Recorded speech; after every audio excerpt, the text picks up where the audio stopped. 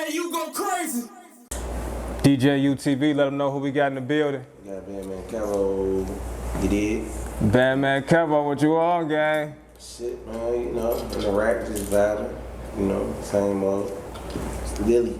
Let us know who you got on the couch with You got big folks with me, though, you know what I'm saying? He got a new interview coming, you know what I'm saying, soon, so we just been vibing. Getting it right. you. Big folks, what you on, gang? Shout out to DJU for giving me coming out there to Miami, hopping on that yacht with us, man. Yeah, That shit, man. That was beautiful. That was classic, G. For sure. Appreciate y'all, man. Who we got over there with Got YC, man, you know what I'm saying? You know what I'm saying? We finna sign folks. you? Gang, YC, what you on, gang? Shit, chill. I go crazy on this rap shit. Yeah. For sure. Well, welcome to DJ UTV, you know. Definitely a blessing to have y'all, you know what I mean? For sure. So, Kevo, it's a lot of ice you got on, man. Yeah, something like, I don't even got it all on. Hey, we ain't never had that much ice on DJ UTV before. Yeah. It's a little like Lil type shit. Damn. Yeah. It's just like You been going fun. crazy on the interviews. You been having everybody on your shit. I appreciate you, big folks. This shit earlier, you had fucking Mikey Dollars and Lil Chris, the I West niggas. For sure. For sure. Shout out to the West Side, MIC, for sure. No, I feel like you one of the like interviewers that's like in person type shit. You doing it different. Yeah. You gonna get to the next level. A lot of people they doing their shit wrong, bro. You feel me? So I'm like, let me hop on bro shit and go crazy though. You know what I mean? Appreciate it. For sure. Well, yeah, man, we definitely want to get to know Bandman Kevo tonight. You know, we watch a lot of your Say Cheese interviews for sure, you know. Yeah, shout out to Sean. Yeah, for sure. You know, lately a lot of, you know, no jumper drama, you know what I mean? Yeah. But we in the rack, you know, this the hometown, you know what I mean? It's different. It hit different, you know what I mean? So, you know, let us know where you from, born and raised, and you know, a little background about your upbringing.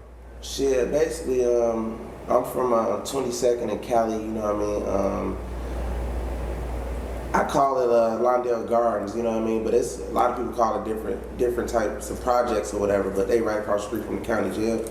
Okay. A lot of Mexicans and shit was over there or whatever, but that's what I really claim, even though my dad, he from the Ickies, you know what I mean? So really like the low end, but you know, me and my OG, me and my OG and my brother, we moved to Indiana. I came back and just been out here ever since, you know what I mean? So okay.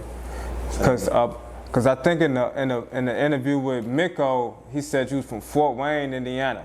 Like he was saying you're not really from the rack. I mean, Fort Wayne is where I was at, but I was there for about 4-5 years, you know what I mean? So I mean, you know, people use little certain things that they know about you and say, oh, you gotta be from here, cause they just like niggas be hating, you know what I'm saying? So, Right.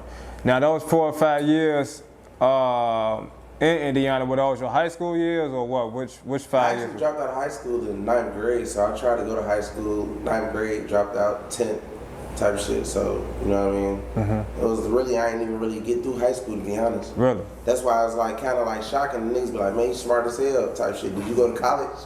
You know what I'm saying? I got my high school diploma in jail, bro. Really? Yeah. High school diploma was in jail. Okay. So you dropped out of school and started doing what? I dropped out of school.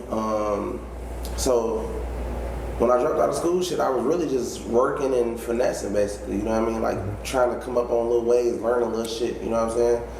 But to be honest, though, I was just telling bro this story and shit. I was like basically trying to get jobs, so I was running into motherfuckers who knew how to put together paperwork type shit to be able to. Cause I ain't had no high school diploma or no college degree, but it was people out there that knew how to like structure high school diplomas and college degrees with transcripts to be able to get you good jobs that you wanted. So I was doing a little shit like that to be able to get in jobs that I wanted at the time. So I just always just been finessed out type shit when it came to that, you know what I mean? Word. Working earlier than my time, all types of shit. Word. You know, cause my OG, she put me out at 15, you know, so I've been on my own since 15. Okay. Yeah.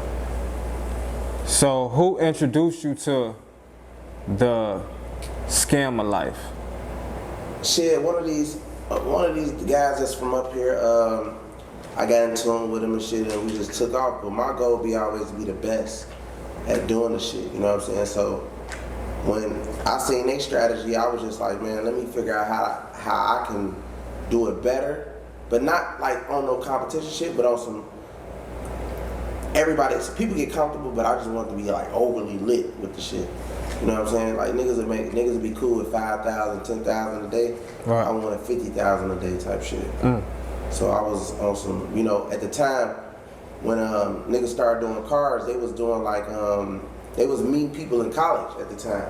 This is like 09 type shit. Okay. Niggas was mean people in college, going up to college, taking them long ass rides for like 3-4 cars. And I came about it with the social media wave. You know what I mean? I was like, man, I'm gonna use social media.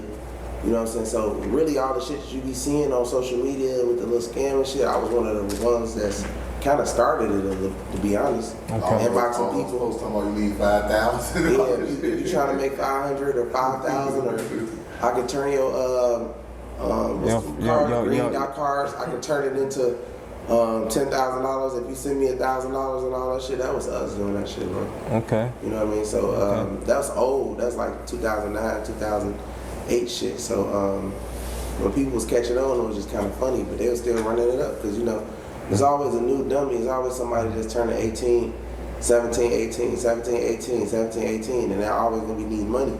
So it's always going to be a new victim, if you think about it. Not saying that I was scamming people, because at the time when I was finessing, I was actually giving people half. So let's say if I was doing a car, I'll do a car for 5,000, and then I'll get them 2,500. That way they go get me 4 or 5 more people. You get what I'm saying? Instead of just taking their whole 5,000 like other niggas was doing and then having to go find other people, I was giving them half. That way I can get the rest of the house. If it's also, when I was doing it, I was like, well, if I do your car, you gotta go first. You gotta tell 4 or 5 people first. Then I'll do your car. That way I know I got another 4 or 5 people right after this. You know what I'm saying? So I was just on some strategy shit when it came to finessing though. Very strategic. Yeah. Because one thing you just mentioned that was prominent was the fact that you would split it half. You would split the lick half, where a lot of niggas was. They was just running off. Zero. So when you run off, when you smoke, we call it smoking. Run off, smoking. Zero. Yeah. When you do that, it makes it a little hard because now you got this person running around saying you finessed them, and on top of that, it's just you got to go look for more moves. When you can strategize it and give everybody in the house half, you know what I mean, before you even pay them. Because I was already working on other cars. Like if I had 4 people lined up, I'm thinking about the household. So if I get on the phone with you, I'm like, who all you stay with? You know what I'm saying? Oh, I stay with my cousin, my daddy, this person, that person. They all work? Do they all got jobs? All right, cool. Well, what bank they with? What bank y'all mostly bank with? Type shit. I went so far with it, bro, that I used to like pull in front of Chase. I used to pull in front of Chase with my car. I got a nice car. I got a lot of money on me. I used to make the fake Chase receipts, all that. And spoof. Have you ever heard of spoof? Like if you spoof somebody's number, it was like an app. So I used to use an app or whatever. It was called spoof. I get on spoof or whatever. And Chase number is 1-800-935-9935. So if I hit you, for real, if I Hold on, what's the number again? Say it again. It's 1-800-935-9935. That's Chase's number. I just know it by heart.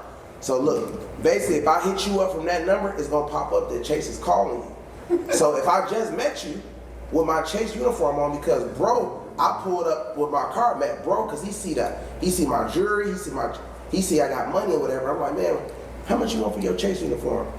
He like, my Chase uniform. He think I want some weird shit, but I'm like, look, I'll give you 5,000. Take the Chase shirt off. Nigga like, what? Take my Chase shirt off? 5,000? Come on. Type shit. He gonna give me a Chase shirt. But then I say, man, so now you got my number. I'm like, man, let me get 2 more. Because I might have bro none with me type shit. You feel me? I have bro none with me. So we all hopping out like we just got our work, but we going inside of Walmarts, we going inside of malls, we going inside of. So now we all got on Chase shirts with a pocket full of cash, fake receipts. You know what I mean? So now we get all types of people, and we paying them. So now they happy and say, I just made this much money off this dude. So now they going to tell all their people. So we making way more money. When you making way more money than everybody in Chicago, you know how Chicago is. Niggas get the what? They get the hate. You know what I mean? Because you leaving them out. Now, you don't make money in Chicago. A lot of people be thinking like you always make money from out of town people. That's when it's real money. It's always the out of town plugs, out of town connects, out of town people. So all my people is from out of town. That's how I made so much money and shit.